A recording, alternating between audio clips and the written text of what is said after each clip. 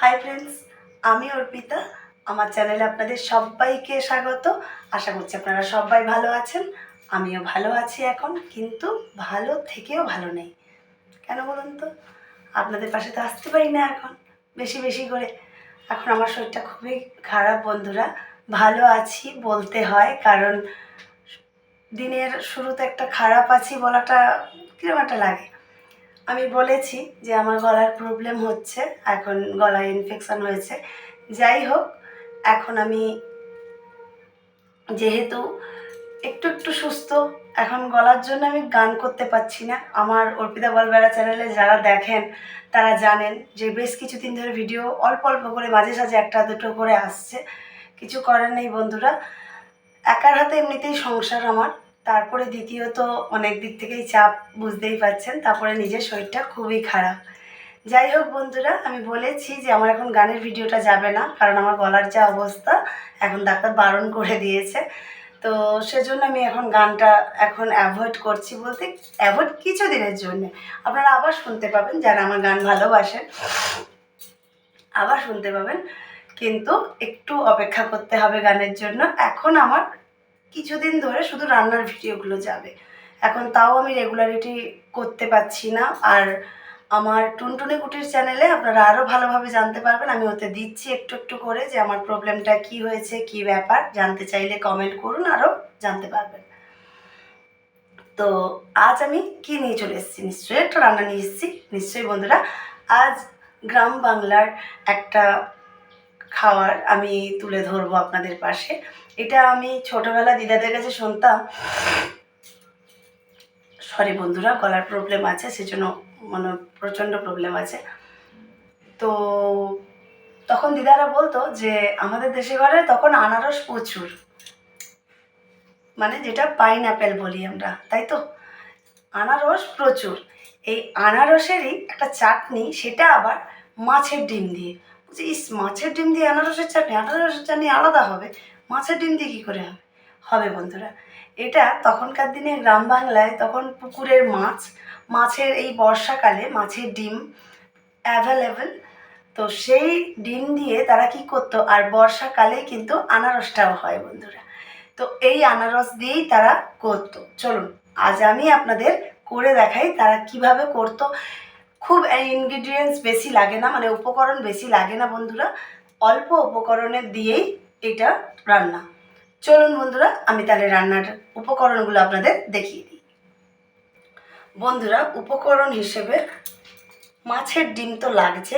এটা কিন্তু কাতলা মাছের ডিম, এটা কিন্তু এমনি বাজারে যেটা বিলাসপুর বলি এটা সেটা নয়, আপনারা সেটা ব্যবহার করতেই পারেন, কিন্তু এটা কাতলা মাছের ডিম। আমরা যেহেতু টাটকা পুকুরের মাছটা খাই সেটা। আর আনারস যেহেতু লাগবে, এটা আপনারা সাইজে ছোট করে নিতে পারেন বা একটু বড় বড় সাইজও কাটতে পারেন।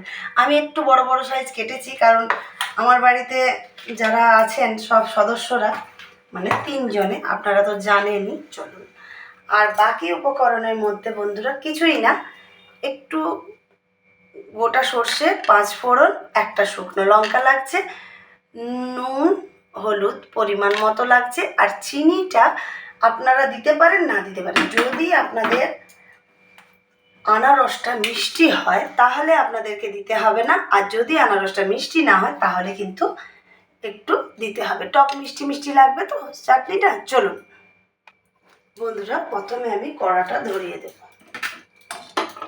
বলে কড়াটা ধরিয়ে দেবেন না গ্যাসটা ধরিয়ে দেবেন? গ্যাসটা ধরিয়ে দিলাম, কড়াটা গরম হোক বন্ধুরা, তারপরে বন্ধুরা গ্যাসটা তো ধরিয়েই দিলাম, তাহলে এবার কড়াটা গরম হোক, তারপরে আসছি। বন্ধুরা, আপনারা কিন্তু বলতেই পারেন যে আপনি তো কোথায় তেলের কথা বললেন না। সত্যিই বন্ধুরা, আমি ইচ্ছে করে বলিনি। এটা আমি সর্ষের তেলে রান্না করব। আর মাছের ডিম যেহেতু দেওয়া হবে বন্ধুরা, এটা সর্ষের তেলে করলে টেস্ট ভালো আসে। চলুন বন্ধুরা, কড়াটা তাহলে একটু গরম হোক, তারপরে আসছি। বন্ধুরা, কড়াটা গরম হয়ে গেছে, এবার আমি এতে পরিমাণ মতো সর্ষের তেল দিয়ে দেবো। বন্ধুরা মনে রাখবেন, প্রথমে ডিমটাকে আমাকে যেহেতু ফ্রাই করতে হবে, সেজন্য আমি ডিম ফ্রাই করতে যতটা তেল লাগবে আমি ততটাই দেব। দেখুন, মাছের ডিম যেহেতু, তাতে একটু তো লাগবেই। এরপর বন্ধুরা তেলটা গরম হচ্ছে, দেখুন কড়াটা যেহেতু গরম করেছি তো তেলটা গরম হচ্ছে। এরপর আমি ওই তেলে বন্ধুরা কিছুটা হলুদ আর কিছুটা নুন দিয়ে দেবো। এই হলুদ আর নুনটা দেব কারণ এটার সঙ্গেই আমি কিন্তু ডিমটা ফ্রাই করব। এই হলুদ আর ডিমটাকে বন্ধুরা হলুদ আর নুনটাকে ভালো করে তেলের সঙ্গে মিশিয়ে নিই। দেখুন বন্ধুরা তেল গরম হয়ে গেছে। এরপর মাছের ডিমটাকে বন্ধুরা, এই যে মাছের ডিম, এটাকে আমি এইভাবে দিয়ে দেব।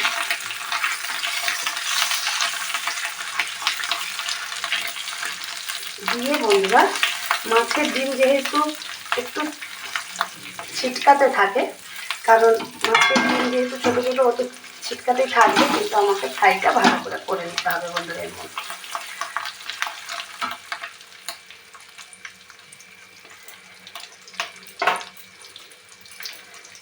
এইভাবে বন্ধুরা আমি পুরোটাই আপনাদেরকে দেখাবো, কারণ মা ঠাকুমাদের কাছ থেকে তো পাওয়া এই রেসিপি, যদিও মা ঠাকুমা বললে ভুল হবে, আমি আমার দিদিমার কাছ থেকে পেয়েছি। এটা অনেক ছোটোবেলার রান্না, আমি ছোটোবেলা খেয়েওছি, তারপরে তো মায়ের কাছে খেয়েছি, কিন্তু দিদিনের বাড়িতেই বেশি খেয়েছি, কারণ দিদিনের বাড়িতে আমি থাকতাম। দেখুন বন্ধুরা ডিমটাকে কিন্তু যেমন আমরা ডিমের ভুজিয়া করি তেমনি মুরগির ডিমের সেরকম করে আমাকে এটাও ভুজিয়ার মতো করে ভেজে ফেলতে হবে। দেখুন বন্ধুরা এইভাবে ভেজে ফেলতে হবে। এটা কিন্তু ভাজতে টাইম লাগবে বন্ধুরা, তাহলে এটা ভাজা হোক, তারপরে আসছি। দেখুন বন্ধুরা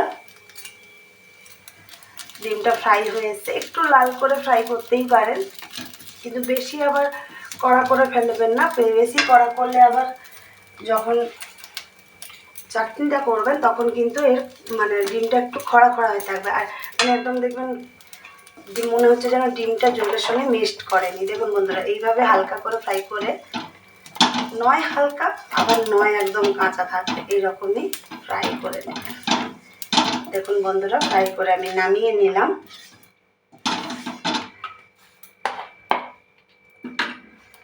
এইভাবে বন্ধুরা ডিমটাকে ফ্রাই করে নিতে হবে।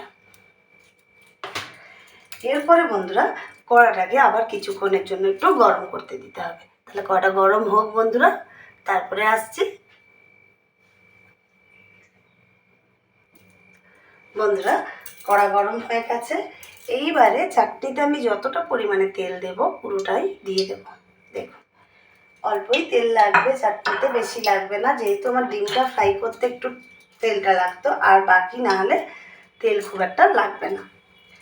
দেখুন বন্ধুরা এবার তেলটা গরম হোক। এরকম শুকনো লঙ্কাকে আমি হাতে এরকম কেটে নিয়ে তেলের মধ্যে দিয়ে দেব। এইবারে বন্ধুরা এই শুকনো লঙ্কাটা একটু ফ্রাই করলে, কারণ এইটা দিলাম কারণ একটু ঝাল ঝাল হবে বলে আপনি তো শুকনো লঙ্কা খান না, কিন্তু বন্ধুরা এরকম গোটা শুকনো লঙ্কা আমাদের বাড়িতে কেটে দিলে কোনো অসুবিধে নেই। শুকনো লঙ্কার গুঁড়িটা খায় না আমাদের বাড়িতে, আর আপনারা যদি কেউ শুকনো লঙ্কার গুঁড়ি দিতে চান দিতে পারেন, কিন্তু সেটা সরাসরি তেলে দেবেন না বন্ধুরা। এরপর আমি সর্ষে আর 5 ফোড়নটা ফোড়ন হিসেবে দিয়ে দিলাম বন্ধুরা। এটা দেওয়ার পরে বন্ধুরা এই যে আনারসটা কেটে রেখেছি সেটা আস্তে করে দিয়ে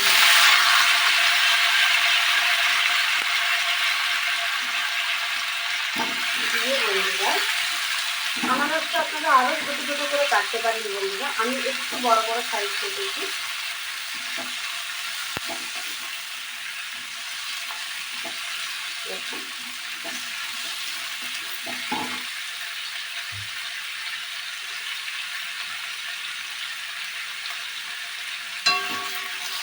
এইভাবে বন্ধুরা আস্তে আস্তে আনারসটা কিন্তু একটু শক্ত শক্ত হয়, এটাকে একটু নরম করতে হবে, সেই জন্য আমাকে একটু নাড়তে হয় একটুক্ষণ।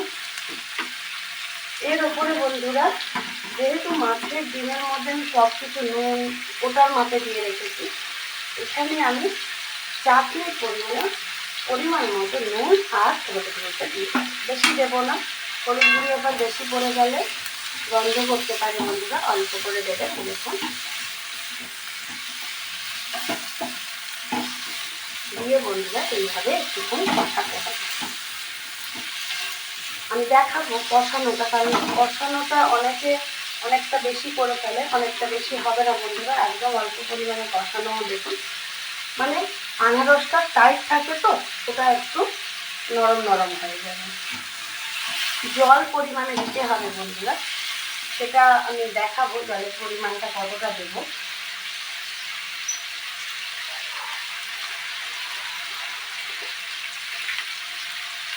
জলটা আমি এখন দেবো না, এটা কিছুক্ষণ কষানো হবে এরকমভাবে। এই করতে করতে বন্ধুরা আনারসের কষানোর একটা স্মেল বেরোবে, খুব সুন্দর স্মেল বেরোবে বন্ধুরা। এই স্মেল বেরোনো না অবধি আমরা করতে থাকবো।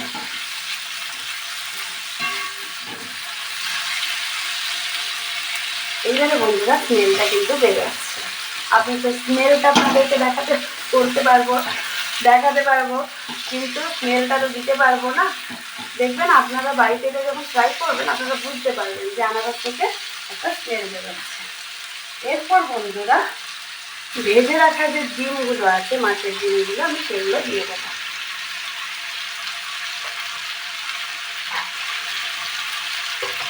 এইগুলো দিয়ে এবার একটু ধীরে ধীরে তো আমরা তখনই করে নিয়েছি, দিয়ে এইভাবে আমি এর মধ্যে মিক্সড করতে থাকবো। এর মধ্যে মিক্স করলে বন্ধুরা আপনারা বুঝতে পারবেন যে এটা মানে অ্যাকচুয়ালি চাটনি বলছে এই জন্যই, কারণ এই ডিমটা এটা কিন্তু অন্য ডিমের সঙ্গে হবে না, সেটা করতে যাবেন না, এটা মাছের ডিমের সঙ্গেই হবে।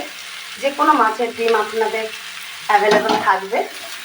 এখন বর্ষাকাল মানে বন্ধুরা বাজারে সব জায়গাতে মাছের ডিম পাওয়া যায়, কাতলা বড় বড় কাতলা মাছের ডিম। এটাও আমার হাজব্যান্ড নিয়ে এসছে বড় কাতলা মাছ থেকে, যেটা পুকুরে পাওয়া যায়। অনেকে বিলাসপুরেরও ডিম খায়, তারাও করতে পারেন, কিন্তু কাতলা মাছের ডিম দিয়ে যদি করেন, পুকুরের বলে আমরা পাবো কোথায়? সব বাজারেই পুকুরে কাতলা মাছ দেখবেন ওই জলের মধ্যে থাকে, ওইগুলোর কথাই বলছি, জলের মধ্যে চোবানো থাকে দেখবেন বাজারে গেলে। ওই মাছের ডিম হলে ওর টেস্ট ভালো হয়। আর এই আনারসের সঙ্গে দেখুন এইভাবে একটু কষাতে হয় বন্ধুরা। দেখুন আনারসটা কিন্তু একটু নরম হয়ে চলে এসছে, দেখছেন? দেখুন এইভাবে নরম হয়ে গেছে। এইবারে বন্ধুরা আমি জল দেবো। জল আমি পরিমাণ মতো, আপনি যেভাবে ঝোল খাবে দেবেন।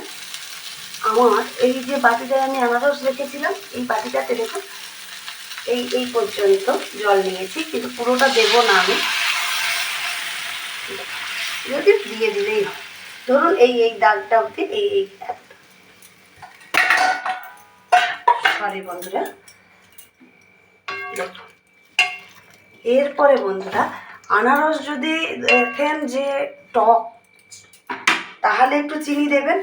আর আনারস যদি দেখেন মিষ্টি বা টক মিষ্টি, আনারস তো অ্যাকচুয়ালি টক মিষ্টি হয়, টক মিষ্টি, তাহলে কিন্তু চিনি দেওয়ার দরকার নেই, কিন্তু অল্প তখন। এই দেখুন যদি টক মিষ্টি হয় আনারসটা, তাহলে অল্প পরিমাণে একটু চিনি দিয়ে দেবেন।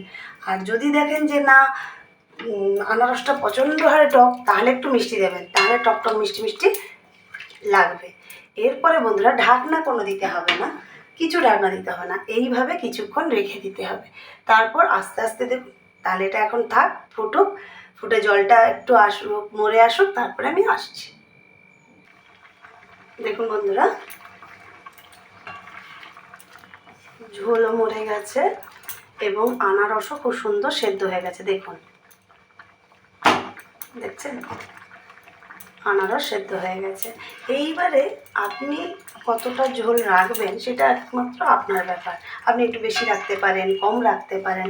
আমি একটু কম রাখবো বন্ধুরা, আমি এতটা রাখবো না, আমি আরও একটুক্ষণ ফোটাবো যাতে আরও একটু জলটা মরে আসে।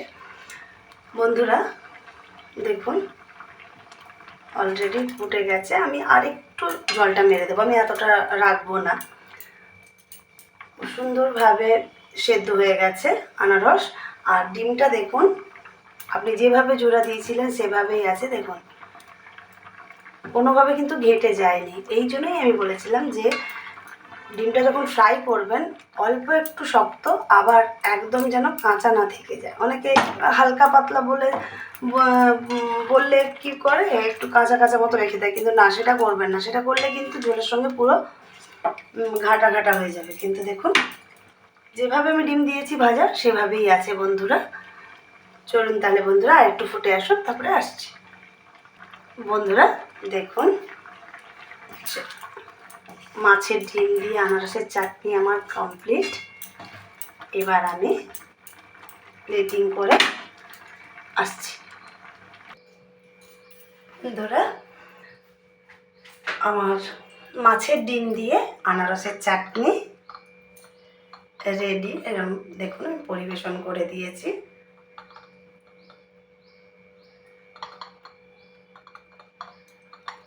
বন্ধুরা আপনারা এটা ভাতের সঙ্গেই একমাত্র চাটনি খায়, আবার অনেকে অনেক রকম করেই খায়। আমি বলবো গরম ভাতের সঙ্গে এটা আপনারা খেতে পারেন। এই রান্নাটা অনেক পুরনো গ্রামীণ রান্না, গ্রামের লোকেরাই এইসব করতো। আমি বললাম তখনকার দিনে কিন্তু কিছুই কিনে করতো না, পুকুর থেকে মাছ ধরতো, মাছের ডিম বেরোতো।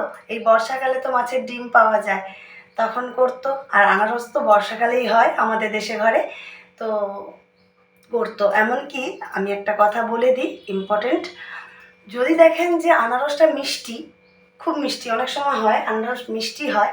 যেমন আমার ভাই যখন এনজিপি মানে এসে থাকতো, ও পড়াশুনোর জন্য শিলিগুড়ি থাকতো, ও যখন ওখানে থাকতো ওখানের আনারস আমি খেয়েছি। ওখানের আনারস কিন্তু খুব মিষ্টি, টক টক মিষ্টি মিষ্টি নয়। তো তখন আমার ভাই যখন আমার কাছে নিয়ে আসতো, তখন আমি যখন রান্না করতাম, তখন কিন্তু টকটা তো কী করে করবেন না, তখন কিছুই না বন্ধুরা, বাজারে অ্যাভেলেবেল আমচুর পাউডার পাওয়া যায়। 1 চামচ আমচুর পাউডার দিয়ে দেবেন, তাহলে টকটক মিষ্টি মিষ্টি ঝাল ঝাল চলে আসবে। বলে দিলাম বন্ধুরা। আর যদি দেখেন মিষ্টি নেই, টক আছে, তাহলে কিছুই না, একটু চিনি বেশি করে দিয়ে দেবেন। বলে আপনি তো দিয়ে দেখাতে পারতেন, বললেন কেন? আমি তো দিতে পারবো না বন্ধুরা, এটা আমার বাড়ির আনারস, আমার দেশের ঘর থেকে আমার শাশুড়ি মা পাঠিয়ে দিয়েছেন, তাই আমি এই রেসিপিটা করলাম। কিন্তু এটা টকটক মিষ্টি মিষ্টি, এটার জন্য আমচুর পাউডারও দিতে হয় না। আর চিনিটাও তো দেখলেন কতটা পরিমাণে দিলাম। তাহলে বন্ধুরা গরম ভাতের সঙ্গে এইটা আপনাদের কিন্তু ট্রাই করতে হবে, বাড়িতে ট্রাই করুন এই রান্নাটা, সত্যিই খুব ভালো লাগবে। আর কি বলবো, আর আমার এই রান্নার রেসিপিটা যদি আপনাদের পছন্দ হয়ে থাকে, তাহলে like comment share and subscribe করে দেবেন। আর সাবস্ক্রাইব করলে বেল আইকনটা প্রেস করে দেবেন। আপনাদের সঙ্গে এই ভিডিও দিতে গিয়ে এই দেখুন কী অবস্থা হয়েছে। আমার এই প্রবলেমই হচ্ছে, প্রচণ্ড হারে, আমার তো এমনিতেই হাই প্রেশার, ঘাম যায়, কিন্তু তার সঙ্গে সঙ্গে প্রচণ্ড হারে শ্বাসকষ্ট হচ্ছে। যাই হোক, আজকের মতন বন্ধুরা এখানেই, আবার অন্য দিন অন্য কোনো রান্না নিয়ে আপনাদের কাছে পৌঁছে যাব। আজকের মতন বাই বাই বন্ধুরা।